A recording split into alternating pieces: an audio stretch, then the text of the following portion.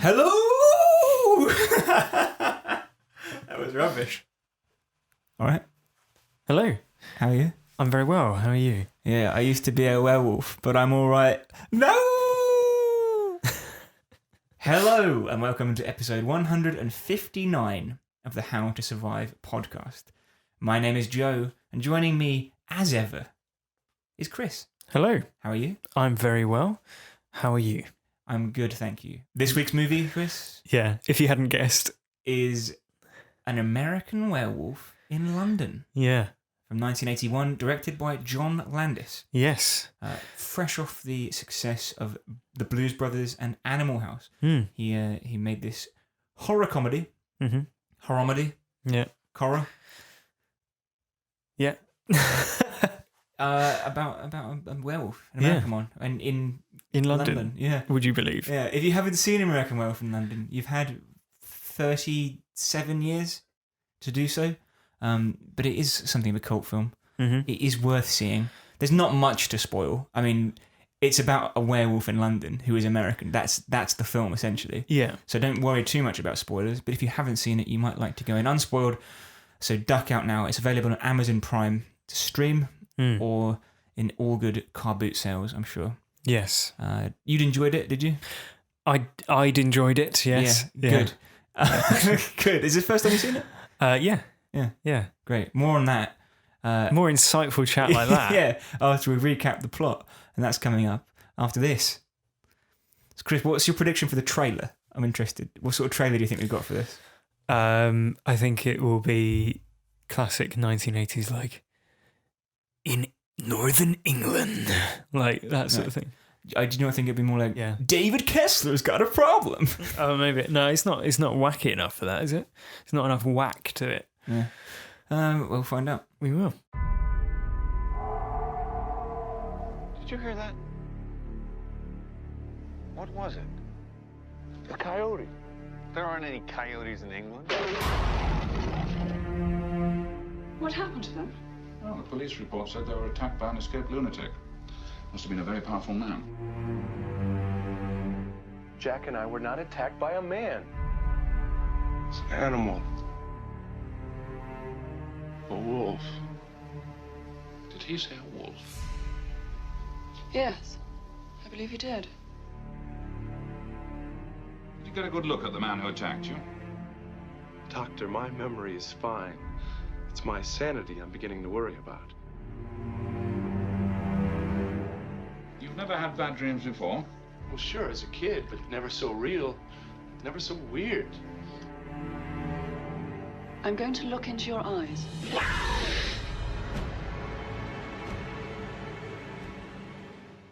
While hitchhiking around Europe, American backpackers David and Jack find themselves in Yorkshire. They fail to heed the warnings of local villagers to stay off the moors, and when they become lost, they're attacked by a gigantic wolf, which eventually is shot by the villagers. Jack is killed in the fray, and David is wounded. As David loses consciousness, he sees a naked man lying next to him with bullet wounds, and no wolf to be seen. Interesting. David is taken to hospital in London, where he is placed in the care of Dr. Hirsch and nurse Alex Price. David wakes up after 3 weeks and is disturbed that nobody believes he was attacked by an animal. Apparently all the witnesses there, of which there were none, say it was an escaped lunatic that attacked him. Yeah. And his wounds were dressed before he arrived. Yeah, all the villagers saying that. David's frustration turns to paranoia as he begins suffering from increasingly vivid and upsetting nightmares, all depicting his friends and family being killed, or himself turning into a monstrous ghoul. Before being discharged, David hallucinates seeing his dead friend Jack, who appears to him as a rotting corpse, explaining that they were attacked by a werewolf. He says that he is now doomed to walk the earth in limbo until the bloodline of the wolf is broken, and that means that David must take his own life. David confides in Nurse Price, who has fallen for him, and invites him to stay in her home. David is visited once more by an increasingly rotten Jack, who tells him to kill himself before the full moon, which is tomorrow. David doesn't kill himself, and when the full moon comes around, he transforms into a werewolf. Who would have seen it? An American one. Yes. And where is he? in London, wreaking havoc and killing a number of people. He awakes in the zoo with no memory of the previous night, but news of murders around the city forces him to believe that he is responsible. He takes refuge in a porno theatre in Piccadilly Circus, where Jack and the rest of the night's victims encourage him to end his life and break the curse. Can you imagine the most densely populated, sort of one of the most densely populated areas certainly the of busiest. London? Yeah. Just having a porn theatre. Yeah. Maybe it does. Maybe. You're not in the business of seeking out porn theatres. That's true, yeah. I don't know where to look. No. Anyway, too little too late for the ghouls who want to David to end his life, because he once again transforms into a werewolf. He bursts out onto Piccadilly Circus, causing mayhem and violence everywhere he goes. Alex, Nurse Price, arrives at the scene and tries to reason with him, but David is fully werewolf and the police are forced to shoot and kill him. And that is how the movie ends. Yes. Tragic. So, Chris, that was The American Werewolf in London. How did you find it? I thought it was very good. I thoroughly enjoyed it. It's one of the better horror comedies that we've watched, and I'm sure we'll get into that in detail. But it just has a certain amount of charm all the way through, which I really appreciated. Like right from the off, you've got Blue Moon. Like every track, in fact, that plays throughout the film is moon related. Has moon in the title. Blue Moon, Moon Dance, whatever. Moon River. Yeah. I love all the sort of folk horror stuff. Very arch, isn't it? Yeah, in the Northern Village, they go into a pub and everyone stops and looks around. Yeah, like the guy missing his dart throw. That's the first time I've ever missed a dart. It's that's really good, and it, I think, is a good indicator of how good the blend of horror and comedy is going to be throughout the film. It's also fairly authentic. Like, it feels like you're in a pub. Yeah, it does. It's very good. I think once it descends into body horror, it feels earned. Because you care about the characters, and despite that, it doesn't sacrifice its sort of, heavy genre leanings, and it feels like an authentic version of the werewolf myth. Yeah, exactly. Like it feels authentic, but put in this contemporary setting, which is unusual, and it has emotional stakes because of its character. It's interesting.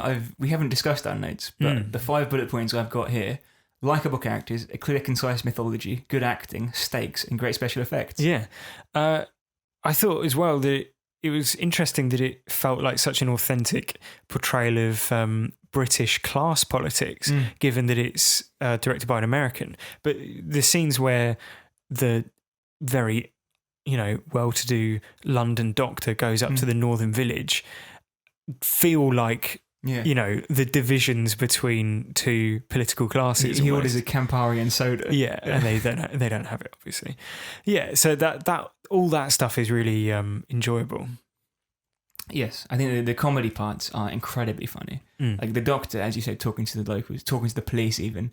There's a phone call where he's like, he doesn't want to take the call, so he's like, tell him I'm dead. Yeah. Tell him I died of an old war wound. That's really funny. Yeah, and then, like, the porn theatre is, I thought it was going to be like, we're going to descend into something uncomfortable. Yeah. But it's maybe the funniest part. Yeah, because the porn is so ridiculous. It's like a Monty Python directed porn film. Yeah. Because you get, the guy bursts into the room and he's like, the couple having sex. I can't believe you're doing this to me. Yeah, and he says, I told you not to do this anymore. Yeah. And the man turns to him and says, no, you didn't. Yeah. No, doesn't the woman say, I've never seen you before in my life? And he leaves. Yeah. It's amazing. It's very, very, Monty Python is the right comparison to draw.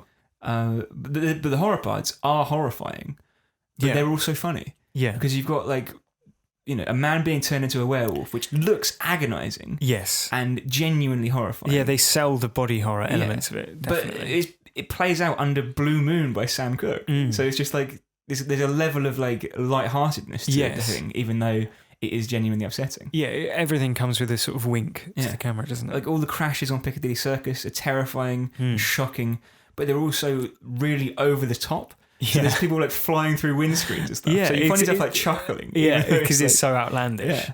And don't forget the fact that the climax of the film takes place in a porno theatre. I've said that just now, but that's come on. Yeah, it's crazy. Yeah, I think as a horror comedy, it's both scary and funny, which isn't often the case with horror comedies. No. What are there examples of that? Shaun of the Dead? Shaun of the Dead, I think, is the touchstone for it. Is an obvious influence from American Werewolf in London on Shaun of the Dead, which is, the scenes of Shaun with, let's say, Nick Frost's character, with Ed in a state of ill health. Yeah. Which, obviously draw comparison to this. I think,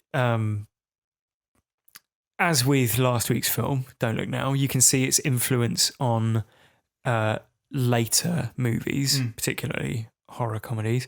And as I said before, it's funny and it has engaging characters, but those characters are then put in jeopardy and you care about what's happening to them. They're genuinely all likable. Even from the first minute, they're just like normal guys. Yeah. They do a very good job of making you care about them. It helps, as I've often said in the past, and this isn't a particularly novel finding, if the protagonist of your horror film is likable, that is a good thing. And if you think that's too obvious, think of when they get it wrong. Yeah. So movies like The Void, any of the Saw films, or like Paranormal Activities, where the characters are just immensely unlikable. Yes. And you don't really care whether they live or die. No. Which makes it all the more refreshing when you do care, because you're rooting for them. And you feel like invested in their well-being. Definitely. But the two most interesting and affecting parts of the movie are the transformation scene and the rotting corpse visits when Jack comes to see him. Right. Which both rely very heavily on special effects, which were provided by Rick Baker, who won an Oscar for his special effects work. Right. Before this, Rick Baker had worked on The Exorcist and Star Wars, among others. So he'd cut his teeth in some pretty major films. Yeah. And he'd go on to work on Videodrome, a movie about a man turning into a television. Thriller. John Landis was hired by Michael Jackson to film a werewolf transformation movie about Michael Jackson. Beauty and the Beast, he did the creature work on that. Gremlins 2, the Men in Black movies, Escape from LA, Batman Forever, The Nutty Professor, all the prosthetics in that. And he designed Harry and the Hendersons. All of which go to show that he knew exactly what he was doing. Yeah. But I think this is the only one he's won an Oscar for. Yeah. The rest are pretty... It's quite an oddball film to win an Oscar, isn't it? It is, even for the sort of technical categories. So John Landis had talked with Rick Baker for 7 years prior to the movie being made about making a werewolf film. And Rick Baker grew tired of waiting and had all these ideas for it. So went to work on a movie called The Howling. Right. And in 1981, 3 movies about werewolves were released. One was The Howling, one was An American Werewolf in London, and the third one was called Wolfen. Right. Which wasn't just like slouchy. It had Albert Finney in it and stuff. So it was like it was. So it wasn't just like a B movie, or an unknown movie. No, well, it's fallen into obscurity. But by comparison, at the time, there were 3 werewolf movies out in the same year. Right. And John Landis called up Rick Baker and said, "Like, let's do this werewolf film. I finally got funding." And so Rick Baker had to be like, "Oh no, I've already started on The Howling." Right. And apparently he lost his shit. It was shouting at him and stuff over the phone. So he quit The Howling and left his like assistant in charge. Yeah. And came to work on American Werewolf. But they'd already used all of his like special effects ideas. Right. So if you watch the transformation scene from The Howling, which we did earlier, they're near identical in places. Yeah, they do almost look like shot for shot remakes of each other. Which is for that reason. Yeah. And unfortunately for John Landis, The Howling came out first, so all the critics, including Roger Ebert, said, "Well, we've seen the transformation scene before." Yeah, a month ago. Yeah. They won the Oscar for this film. Interestingly, yeah. But that's because he was listed in the credits of this film as special effects, right, and makeup. But I think only as a consultant on The Howling. Okay, so that's why. Right, makes sense. And this is somehow better as well because it's got Blue Moon, and isn't. Yeah, well, doesn't take itself too seriously. Extremely gruesome, isn't it? It's painful to watch. Yeah, it's drawn out in a way that's not usually seen in werewolf films or sort of, any film, universal monster sort of films. in the sense that, you know, how many times have we seen it that a character goes off screen and their silhouette transforms? Yeah. Right? Or they just like crumple into a ball, and when they rear their head back up, they got fangs. Exactly right. So in this one, it's, you know, you see his hands like breaking out into paws. It's very gruesome. So I don't know what it is. Like, I was thinking earlier, like, this is one of the best horror films we've covered. Okay. Like, one of the best films we've covered. And I think it's down to like the special effects work. Right. You compare it with like The Thing, which is one of my favourites, Alien, which is one of my favourites. This is like enjoyable on the same level as those because it's so believable and it's really immersive. And I think that's a lot to do with like the special effects. Definitely. They're physical. Yeah. And I think they're so well done that they are a reason to see the film in itself. Yeah. I used to watch like David Cronenberg movies and Eli Roth films when I was a teenager and be grossed out. Right? Yeah. But that's about the extent of it. It's just like, this is grim. But now, as I get older, the more I watch them, I like genuinely get upset by them. I think that's because of like the body horror aspects of it, right? Yeah. Like, you'd watch The Matrix for the cool fights and the action and the car chases and stuff. And those would be the best bits when you're like 12 to 15. Yeah. But now the more chilling parts and the things that stick with you are things like the jack lead in the back of the head, the idea of being killed because your physical body's literally being switched off, or your mouth melting shut, or like a metal bug crawling under your skin. Yeah. Those are like horrifying because you put yourself as, I think maybe you did when you were a teenager, but certainly for me, the older I get, the more I'm like, I would hate for this to happen to me. Or like the more you empathise with characters, for sure. The thought of something being in you or on you, like a parasite or something that might change your behaviour or make you lose your mind is certainly terrifying, like as a prospect. Like the idea of sort of infestation or whatever always freaks me out. Or like, parasites, you know, sort of fungal growth and things like that. Yeah. What is it freaks me about out. body horror do you think that's so upsetting? I think everyone has a body, therefore it's easy to you know, be creeped out by that. I think it's different to the examples of things like Eli Roth films, because in that's just showing like graphic injury, whereas in this it's more like your body is now host to something, right? And you have no control over it, or like no other person has any control over it. It's like, you know, an infestation or a parasite or a whatever. And well, that's what David Cronenberg said The Fly was meant to be about, wasn't it? Like coming to terms with a terrible illness. Right. Is it what is it? People assume it's a sort of AIDS allegory, right? Yeah. And that is what happens if you get AIDS, right? Yeah. You turn into a giant fly. I've categorized different types of body horror if you're interested in that. Yeah. And it's spare time earlier. So you see if you agree with these, and they do overlap a little bit, but you've got perhaps hybrids where you cross, your body crosses with something else. Centaur. The Fly being the obvious example. Yeah. Videodrome, where, like I said earlier, a man turns into a TV. Yeah. And more recently, Annihilation. Yeah. I won't spoil what happens in that, but that does crop up. Yeah. Hybrids. Offspring horror. Okay. Something like Splice or Rosemary's Baby or whatever. Rosemary's Baby is actually Alien even. Yeah. Giving birth through your abdominal wall to an alien. Yeah, Yum. That's not ideal. Metamorphosis. Okay. So The Fly again. But also The Thing. Mm-hmm. Anything where someone's left in a cocoon, trapped in that while their body gets turned into some sort of other thing. Yeah. Nice. Mutation horror. So things like Hills of Eyes, where all these mutants live in the nuclear desert. Yeah. Toxic Avenger. Yeah. Teeth as well. That's like some sort of genetic mutation that's left this woman with teeth in her vagina. Vagina dentata, yeah. Yeah, great.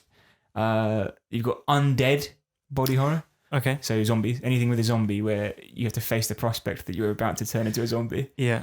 Or, vampires. Anything with the undead, basically. You mentioned it just now, and I think it does count a bit. It's injury horror. Okay. So you put yourself in the shoes of someone having their fingers broken or their toenails ripped out. But then most of the other ones are like losing control of something that's happening like.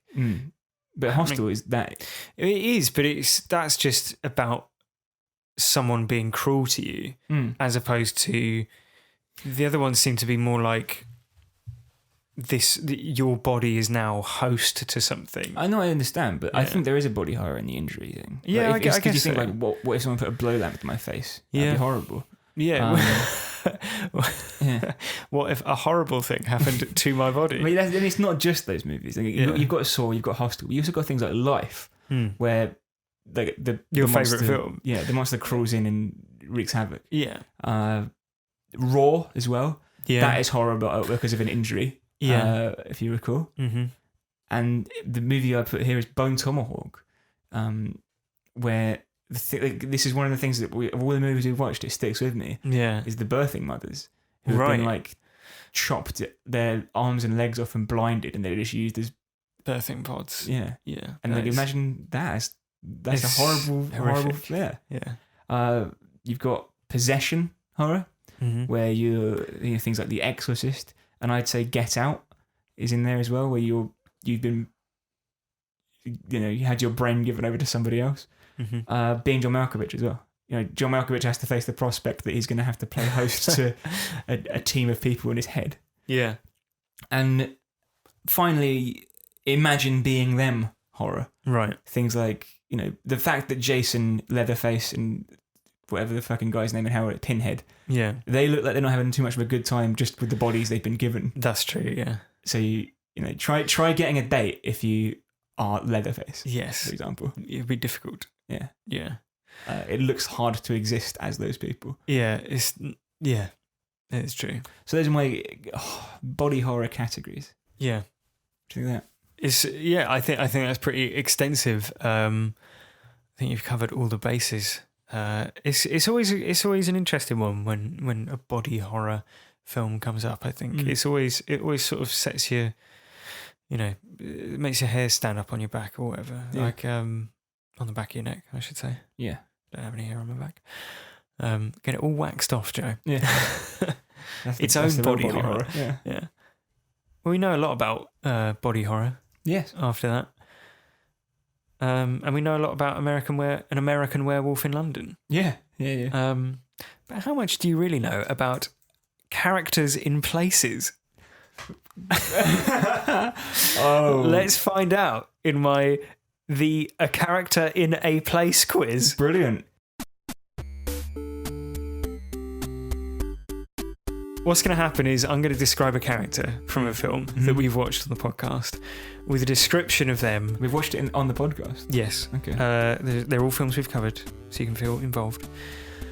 There'll be a description of them and a description of their location. Okay. And I get to ask them one question. Yeah, exactly. You tell me who they are. Okay. Okay. So there's 7. I'm optimistic that you'll get all 7. So we'll see how you do. Yeah. Question 1, or character number 1: a grieving mother in Utah. A grieving mother in Utah. Yeah.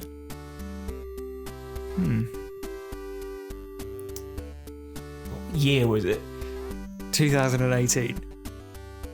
Oh, Hereditary. Yeah. Do you know the character's name? Fuck.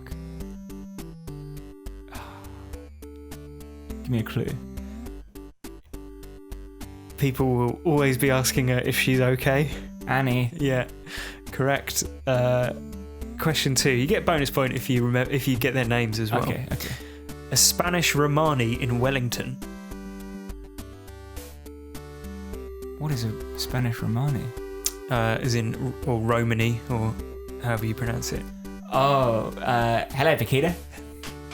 Yeah, in Brain Dead. Correct. Very good. Question number 3, film number 3, however you want to do it. A warrant officer in Zeta 2 Reticuli. A warrant officer? Yes. In Zeta 2 Reticuli? Yeah. Fuck. What does a warrant officer do? Officer's warrants. Yeah, she helps out on board. Oh, Ellen Ripley in Alien. Correct. Yeah, very good. Film number 4. A photographer in the countryside. It's Get Out, isn't it? Yes. David? Oh, unfortunately, it's Chris. She remembered that. Yeah. Film number 5. A janitor in Springwood. Janitor in Springwood. Freddy Krueger. Nightmare on Elm Street. Correct. Very good. Number 6. Should be able to get this one, given what we've talked about. A junior vet in Paris. A junior vet in Paris. Raw. Correct. Do you remember her name? It was a good name. It was quite a pretty name. Celise. Incorrect. It was Justine. Oh, yeah. Justine. Justine. Everything sounds pretty in French accent, doesn't exactly. And finally, a US Marshal in Arkansas. A US Marshal in Arkansas. Yeah. Bone Tomahawk. Incorrect. You're going to kick yourself. It's Rooster Cogburn in No. True Grit. Your favourite film. Yeah. I didn't know it was in Arkansas. Yeah. That's where the film's set. Yeah. Yeah. That's So where most of the film's set, you mate. got That's- a number out of those. Yeah, well done. You Thanks. really proved that sometimes you know characters and their places. Just imagine if those films were called A Photographer in the Countryside Yeah. or A Junior Vet in Paris. It would be great. Yeah. Well, I can't believe you didn't do Jason Takes Manhattan. Well, yeah, I didn't want to go for the obvious ones. Yeah. Yeah. I did think about doing Jason Takes Manhattan, but saying, like, you know, an orphan in a lake or something. Yeah. Because he starts off at the bottom of the lake, doesn't he? And ends up there as well. No, in that one he ends up getting turned into the child version of himself by Such toxic waste. Such great memories. Such great memories. Was that your favourite Friday the 13th? No, it was Jason Lives. My favourite. Which one was that? That was number 6, where Jason gets resurrected because Tommy, whatever his name is, digs him up and sticks him with a pole, and then lightning strikes it. Why does he do that?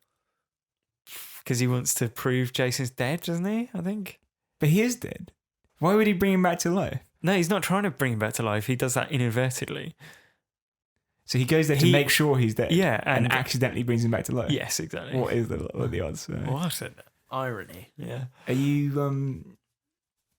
We can tease it. We'll talk about it at the end of the episode, but we can tease it now. That was our first franchise. Yeah. Our second franchise was Paranormal Activity. Yeah. And we've got our third franchise next week. Yeah. What could it be? What could it be? Is it Bad Ben? It's not Bad Ben, unfortunately. Is it? What is Bad Ben? Is it Jeepers Creepers? It's not. Definitely not. Is it the classic series Star Wars? You'll find out at the end of the show. Is it The Hills Have Eyes? Are we just going to carry on this? Is it The Texas Chainsaw Massacre? God's sake. So, Chris, with all that said, Yeah.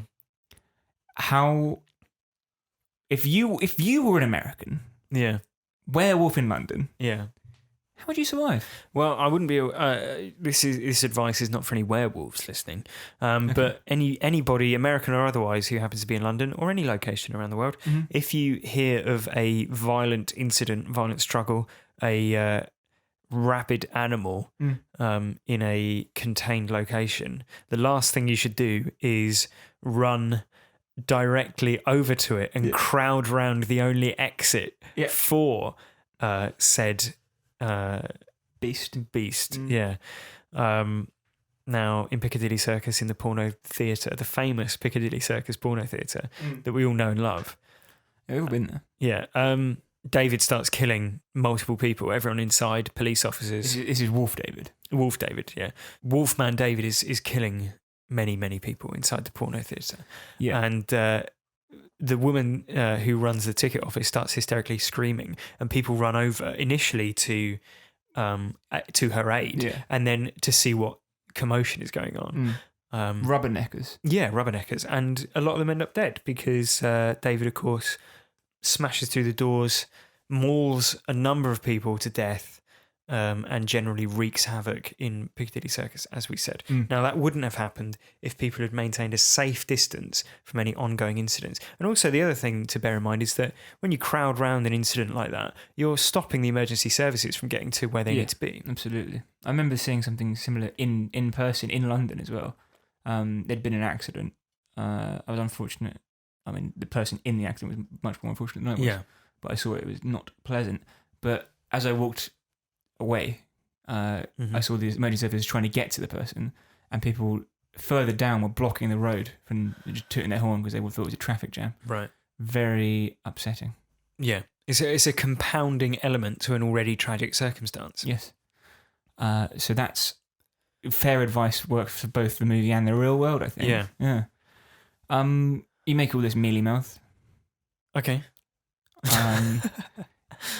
If you have a gun and can kill the wolf, do it earlier. Yes. 1,000 times yes. Because I have this down as well. All the old villages are like, oh, don't go out there. Yeah. Beware the moon.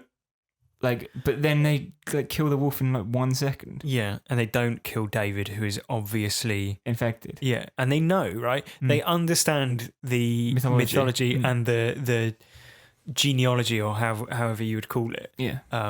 Of lycanthropy, and yet, there's all this thing about ending the bloodline. Villagers could just end the bloodline right there. Yeah. They've obviously got no qualms with killing werewolves, and he is a werewolf to be, right? So there shouldn't be any issue. Yeah. I guess it is different when he's in his human form, but they've just riddled what is essentially a man in disguise with bullets next to him. And they clean his wounds as well, so they know he got wounded by a werewolf. And they're like, they send him down to London. Like, why? Like, that's and they don't tell anyone either. Like, either say, look, this guy's going to turn into a werewolf. I know it's outlandish, but this is the truth. Or just kill him, and then the whole werewolf situation is dealt with anyway. Yeah. It doesn't make any sense why they spare him, other than good old fashioned stupid emotions. Yeah. I did like the thing where the guy is like confessing everything to the doctor. Yeah. And then you just from off camera, that's enough. It's great. Yeah. They're pretty staunch in their beliefs. Yeah. Do you think their beliefs extend to don't kill someone if they're not a werewolf? Well, but he is a werewolf. But he's not a werewolf. Well, so they have to wait until the full moon to see and like, shivering, take their eyes off him. Yeah. It's bizarre. It's a bizarre decision. If you know you've got a werewolf in town, you lock him in a cell. Right. Exactly. Yeah. That seems like a sensible thing to do. How did they deal with the werewolf in Harry Potter? I don't really remember. They turn into a mouse, and he's not scared of mice or something. No, that's a different thing that you're thinking of. He's basically just, there's nothing you can do about it. He's gonna run about like a maniac because he's a werewolf in Harry Potter. Yeah. And in American Werewolf in London, the characteristics of werewolves they're consistent and established. Yeah. Okay. Except in apparently in an American Werewolf in Paris, right? Where you can take a serum to turn into a werewolf. You don't need the full moon. Right. Brilliant. Great stuff. Okay. One quick one I've got then. For Jack. Okay. If you recall, he's the rotting corpse. Yes. So he's already dead, but he wants to pass on to the other side. Yeah. So that's not really survival, but it's a form of completion, and therefore, I'm going to help him come to a senses. Yes. Yeah. He can interact with the real world. Yeah. Because he eats some of David's beans. Right. So why didn't he just But is it just a hallucination of David's? Right. Because it could interact with. He could interact with the beans in David's mind, right? But not in real life. Yeah, I that's the impression that I got. Right, I don't get the impression that they are physically there. Right. It's either like because David's been close to death or whatever. I mean, it's obviously just a supernatural event, but it might be psychological rather than they are ghosts that can touch things. I think they're ghosts. Okay, because they're stuck not Yeah. being able to go onto the Yeah, exactly. there. Yeah, Because otherwise, David could just be like, "No, yeah, don't care." yeah. So I think on that basis, when he goes into the hotel room and he's like, "Oh, you should kill yourself," why Yeah. isn't he just like strangling him to death, Yeah, I think stab him in the throat he's probably limited in his powers, isn't he? because he's a rotting corpse? Yeah, and a ghost. Fair point. Yeah, but yeah, it all comes down to the beans, Joe, doesn't it? At the end. Doesn't it always? Yeah, exactly. All right. Well, that was An American Werewolf in London. It was. Hope you enjoyed it. I did. Yeah, absolutely. Now next week we've trailed it earlier in this Yeah. episode. Yeah. The Giving it a expert big- broadcasters that we are. Yeah. We've set it up last Yeah. week. We set it up again. It's been you've been on tenterhooks, and most people only tuned in today to find this out. Mm-hmm. It's like a cliffhanger revelation.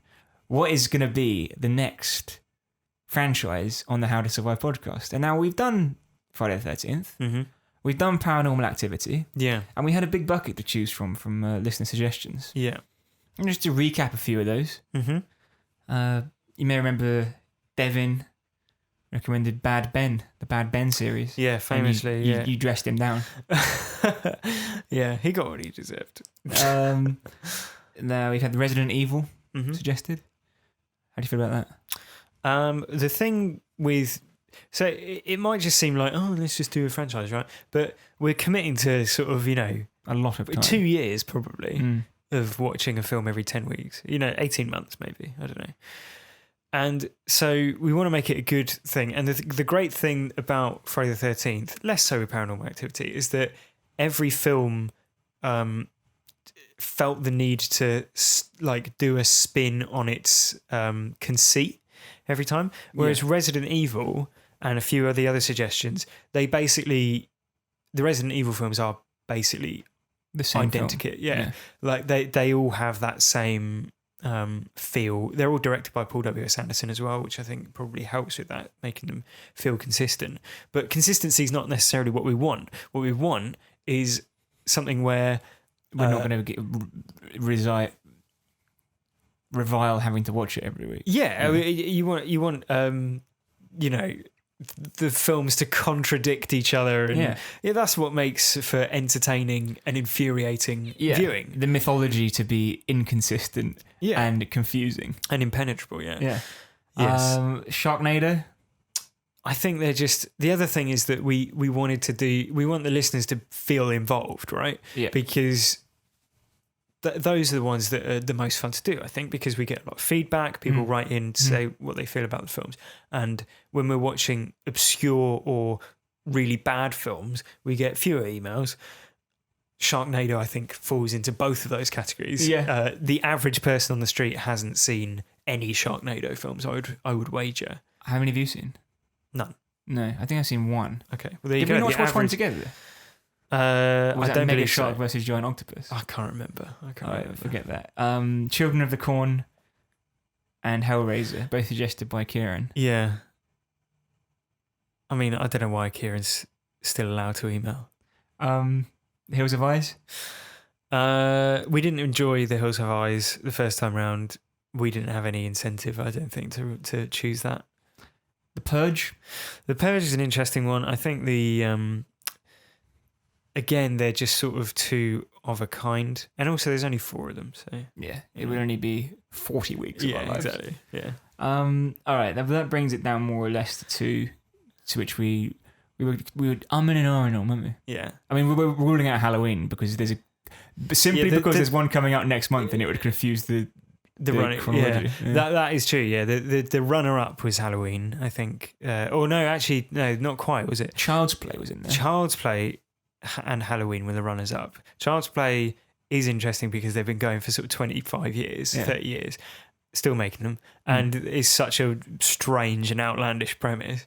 Halloween, like you said, we want to cover the new Halloween when that comes out in October, and so that sort of precludes that. And So- it would take the thick end of 3 years to do all of them. Exactly, yeah. There are about 300 films, I believe. And then like, the thing is, it's frustrating because they get mental. Yes, yeah. They have that right thing. And I'm sure we will come back to Halloween at some point. Several years' time, Yes. when we finish. If you've worked out, shout it out with us now. Yeah. A Nightmare on Elm Street. Yes. Yeah, it had to be, didn't it? We've done Jason. Yeah. It's time to do Freddy. Yeah, you're right. So that's what it is. Yeah. Well done. See ya. Do you agree with us? Do you disagree with us? We'd love to hear from you. HowToSurviveShow@gmail.com or at HowToSurvivePod. We're going to go back and watch Nightmare on Elm Street. Haven't seen it for 2.5, 3 years. Yeah, well, we've been going about 3 years. Now, yeah. So it'll be interesting to see how our tastes have changed, if nothing else, and to revisit the film. So that's coming next week. A Nightmare on Elm Street, the original version. Yes. The Directed classic. by Wes Craven. Yeah. So get your thoughts in now. How would you survive Nightmare on Elm Street? What are your thoughts on the Nightmare on Elm Street franchise? Yeah. Tell us everything we need to know going in to Nightmare on Elm Street. Yeah. If you've got a mad fact or bit of trivia about Nightmare on Elm Street, we want to hear it. If you watched it when you were too young to watch it and it's given you a chronic fear of ever falling asleep again, and you've been committed to a mental asylum, do not email in, Kieran. In any case, see you next week for A Nightmare on Elm Street. Yes, and in the meantime, please rate and review the podcast on iTunes or Apple Podcasts or Pod Buddy or whatever the hell. I get emails from something called Blueberry, right? Which I don't know who I'm signing up for, but apparently they do podcasts. Okay. Well, if that's your platform, leave us a great, fresh review on Blueberry. Thank you so much for listening. And until next week, sleep tight. That's a reference to A Nightmare on Elm Street, the film that we are covering next week. Goodbye.